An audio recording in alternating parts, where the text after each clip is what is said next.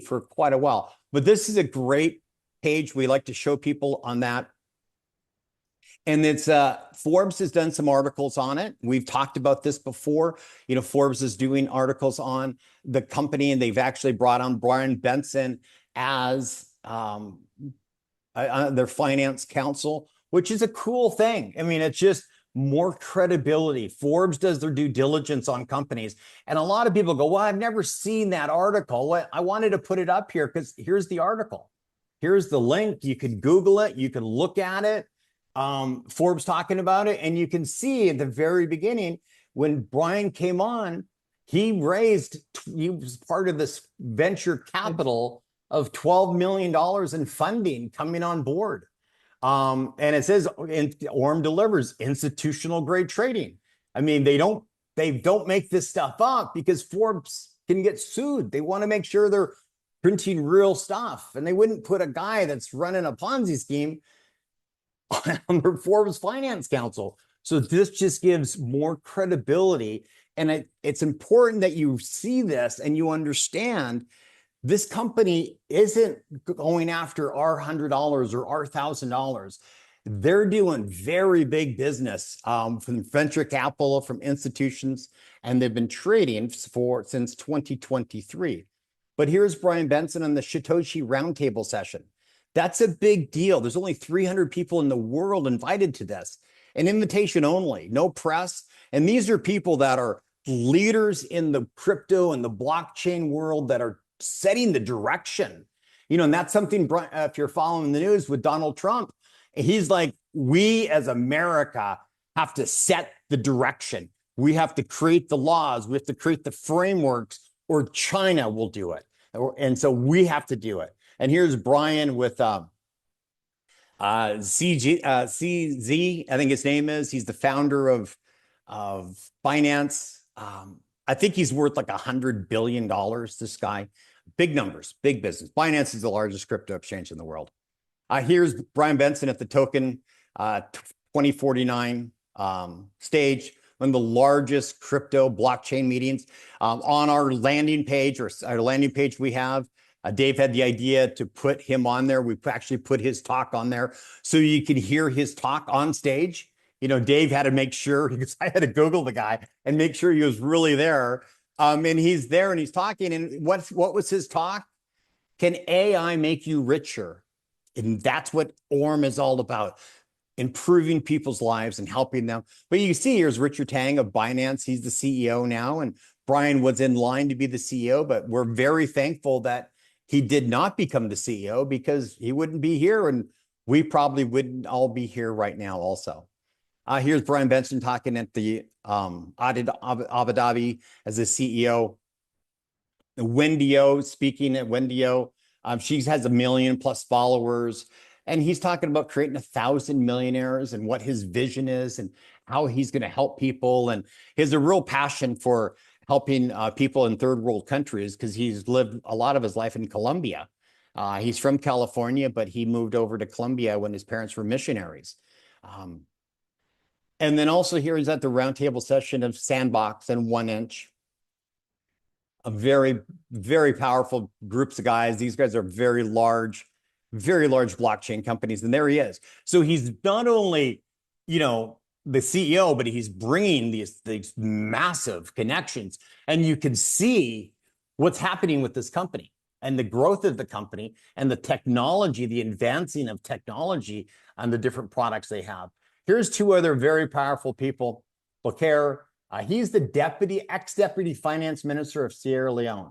Nick Patel, 25 years in finance, CEO of Bank of Bullion. They're bringing in the RWA. They're bringing in the tokenized gold and trading. They did a deal with the largest gold mine in Africa. You can actually purchase gold 30% below retail value. And they have a gold trading algorithm that makes you money in gold. It's a fantastic product that they have. And then here's Andrew Isaac. Andrew Isaac has 18 years of investment banking, 23 billion in executed transactions. He's the new chief operating officer. And I was talking to John Adamek He came on board. I'm going to bring him on right now. Let me stop my share, then I'll continue. I want John to share his story. Where are you, John? If you can unmute yourself. Oh, I'm here. There you are. And let me find you so I can unpin you or I can pin you. Where are you? Can you say something? You'll pop up here in my thing. Yeah, I'm right. Can you hear me? Test, test, I can test. hear you. I can hear you. I'm trying to see where you hold on. I'm gonna It's in the middle of the remove my first pen. page. And there he is. Okay, thank you. Thanks, Dave. Okay. Hey, there's a lot going on over here. All right.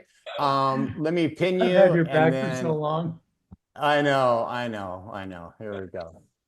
And great. Now, John is fantastic. When I first started, I talked to Shane. He's on here, and Shane's buddies with John. And I said, he goes, you got to talk to John. And John has an extensive background in business. He was an Army sniper, so he's a badass. You don't want to mess with him. And I said, John, you got to take a look at this. And John's first response to me was, Jason, listen, if I do this, I have to do intensive due diligence. And the reason is because the last deal I brought this group of investors, they lost $500,000. And he goes, we had a rug pull. So he was overly cautious. And I want him to be able to share his story, what we went through, what his due diligence he did. And you actually have had some conversations. You had a time with Andrew Isaac. And if you could share that, I'll turn it over to you, my friend. All right. Well, hey, great to meet everyone. Thanks for having me on, Jason. Appreciate it. You know, love talking about myself. No. Um, yeah, so long story short, Jason brought this to my plate. I probably pushed you off for like 2 months, I think. Yes. And just due to letting the wounds of the past bleed into the future. But we have been burned. I've been part of a couple rug pulls to the tune of close to $1 million cash lost. So when another one of these platforms came up, I was just kind of blowing it off. And then finally, 2 months later, I actually took some time to watch a video, and I was like, oh. Okay. And I'm a CEO of a fintech company. We operate in payments technology. And that's kind of what led to an opening conversation with Brian was some of the fintech that they are working on in the hardware space in our arena.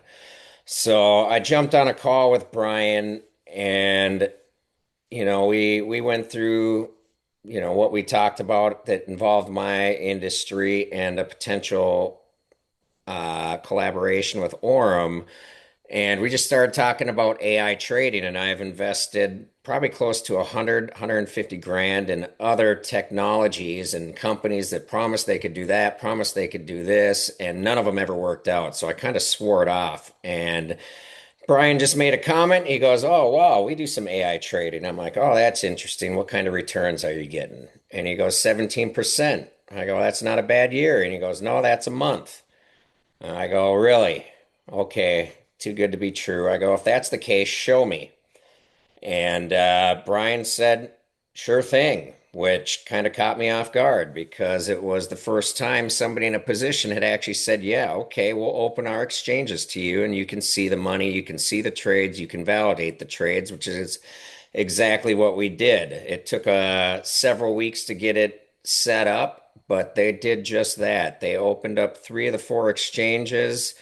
We verified from the first deposit to where it was on OKX, Binance, and I think there was one other one, but we were able to literally go through various different trade lines and validate them on the ledgers. We were able to go to certain dates to see how the AI had reacted to black swan events in the marketplace.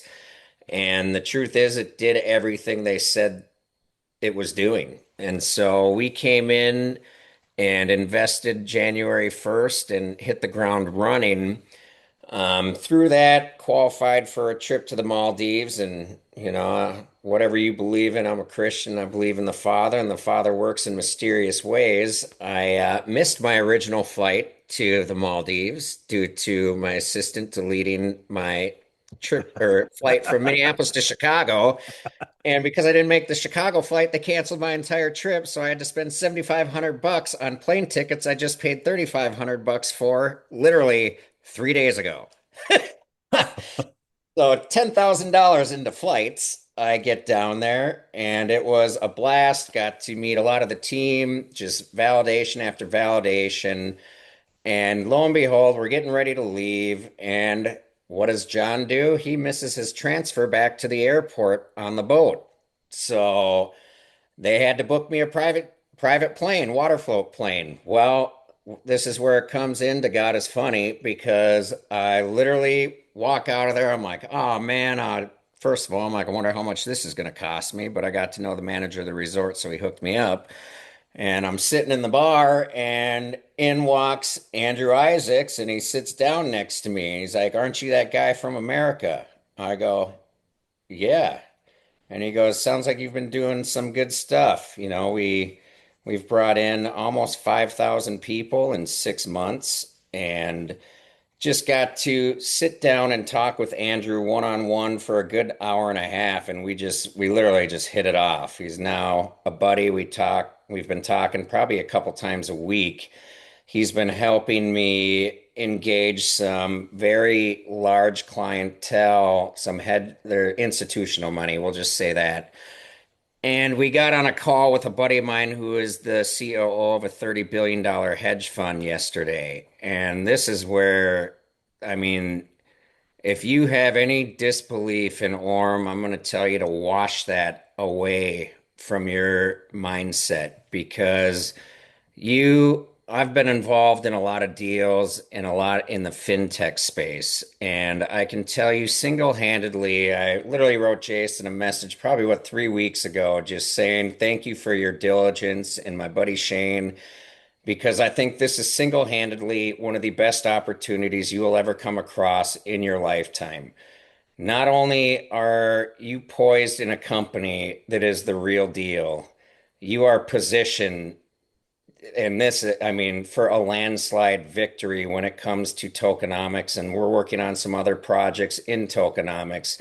But the world of finance is changing, and it's changing drastically, and it's going to be changing before 90% of the people aren't even going to know what happened. And you have already taken that first step to understand some of the trajectory and how that is happening. And Andrew just made a funny comment and he goes, it just boggles my mind how people in Orem, they are so desensitized to these profits. And he goes, it just blows my mind, talking numbers like 20, 30% monthly. He's a traditional finance guy and he's just like, man, he goes, these family offices would jump out of a hat to get a 15% yearly return. And here we're like, people in Orem just laugh at that return essentially. It's like, it boggles my mind. And so it really honed into what they are building in the background right now and where tokenomics is going to come into play and tokenization of assets. Aurum is at the forefront. We talked about how liquidity plays a role in that and really why Aurum open the affiliate model in the first place. It came full circle, and I can't express to you enough. If you have any doubt in your mind on whether this is a Ponzi scheme, I will literally look at you and laugh now. And of course, everybody, when they hear there's an affiliate model marketing platform, is going to, again, it's not for everybody at the end of the day, and you're not going to get not everybody's going to say yes, but those that do and see through it, I mean, the sky is the limit. And if Brian Benson and Andrew Isaacs aren't enough, you've got Shane Moran, you've got some of the top respected people in their fields putting their neck out on the line with this company. And not only that, I mean, I know not everybody has seen it. I've been one of those lucky few that has been blessed to see it. Like it's real. It's been validated.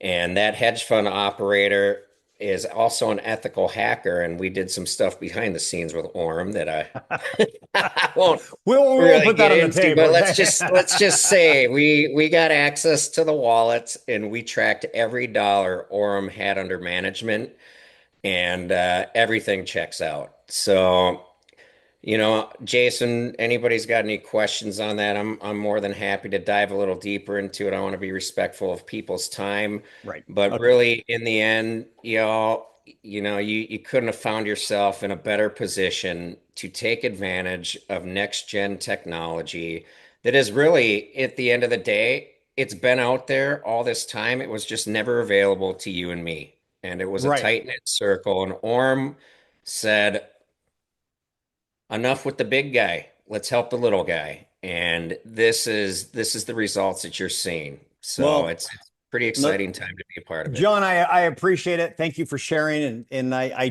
share your story a lot because it was really you pushing me to get those calls set up and get with those Oh, traders and have I'm all of pretty I'm that. pretty And sure you were getting I can tell you this much. Jason was getting very, very frustrated with me because it was a non-negotiable for me. I and then when there needed was always another call, it was always, okay, one more call. I go, how many calls do you have to have? as many as I Let's, need to be, as many as I need to go back to it was my always team and look them in the eyes and go, we're good. it was So always, oh, I think it was like 7 calls. I'm like, come on, man, you gotta make a decision. But yeah, I'm glad I you mean, did. for Hey, Jason being in his 50s, I'm probably responsible for the one gray hair he has. So, well, keep up the great work, buddy. I'm just, you're fantastic. I greatly appreciate it. Thank you, my friend. hey, not a Um, problem. You're welcome.